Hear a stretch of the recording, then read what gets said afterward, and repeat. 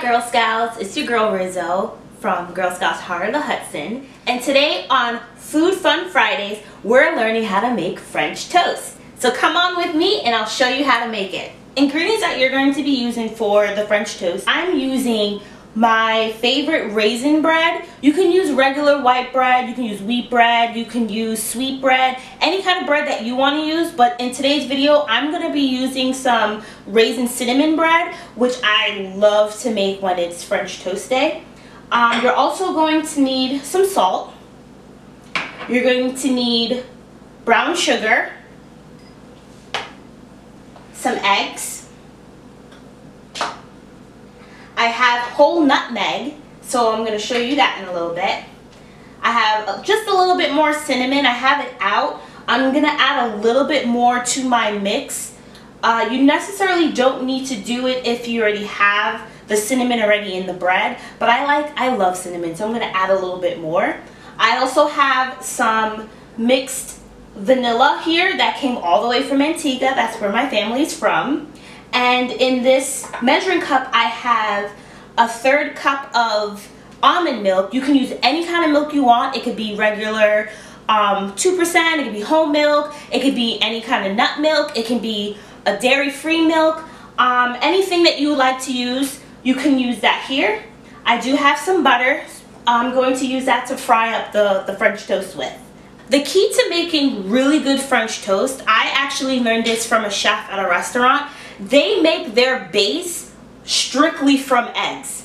So that's why whenever you go to a restaurant or you go to a diner and you order French toast, the middle is never really soggy. So usually what they do is they will crack a whole bunch of eggs, they'll put all their ingredients in, and then they'll just dip their bread into the mixture, and then they fry it up.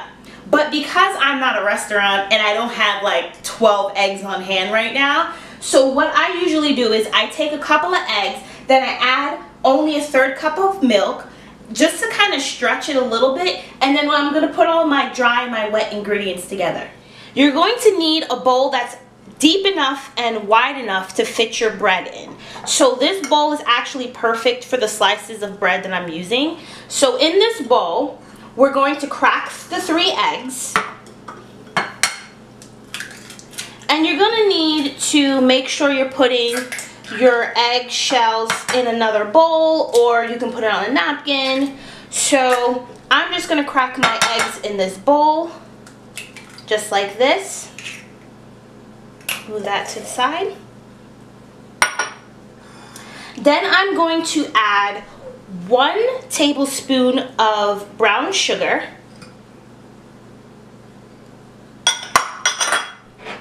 I'm going to add a pinch of salt because you know salt brings out the flavor and the sweetness of the sugar. I'm going to add my milk.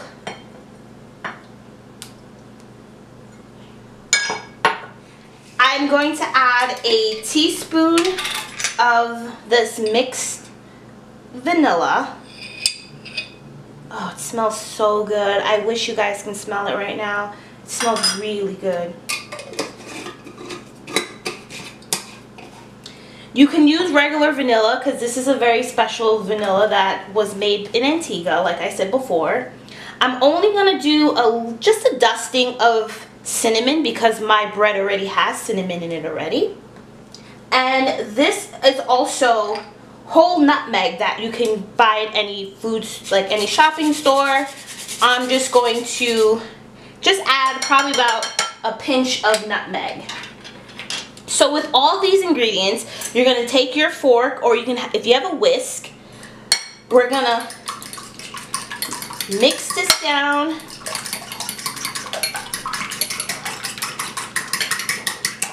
Until all the ingredients are well mixed. We're going to beat, beat, beat, beat, beat.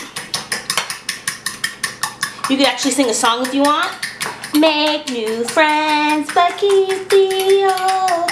One is silver and the other's gold. We're going to keep the fork in the bowl because sometimes the cinnamon and the nutmeg tends to settle. So if you just give it a little mix, then everything will come back up again. just like that. Now that the pan is hot and ready, we're gonna add just some of the butter to the pan. Ooh, you hear that sizzle? That means the pan is nice and hot. Just a little butter. Then the important thing to do is when you're dipping your bread into your batter, I'm gonna mix this up a little bit more because everything's settled. Don't let it sit too long. You're just going to do a quick flip. You're going to pick it up. You're going to kind of like pull some of the extra egg off and right into your pan.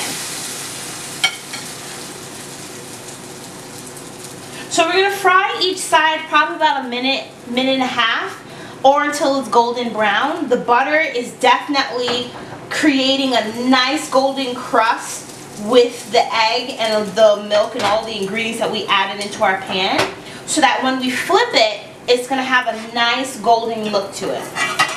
Let's see what we got. Might need to cook it a little bit. Oh, we're almost there. Cook it just a little bit longer and then we're going to flip it.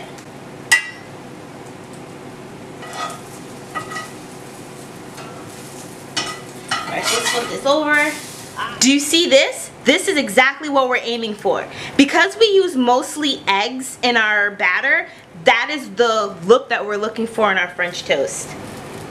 And because we didn't let it sit in too long, it's not going to be wet and gooey in the middle. It's still going to have a very tender center, but it's going to taste so good.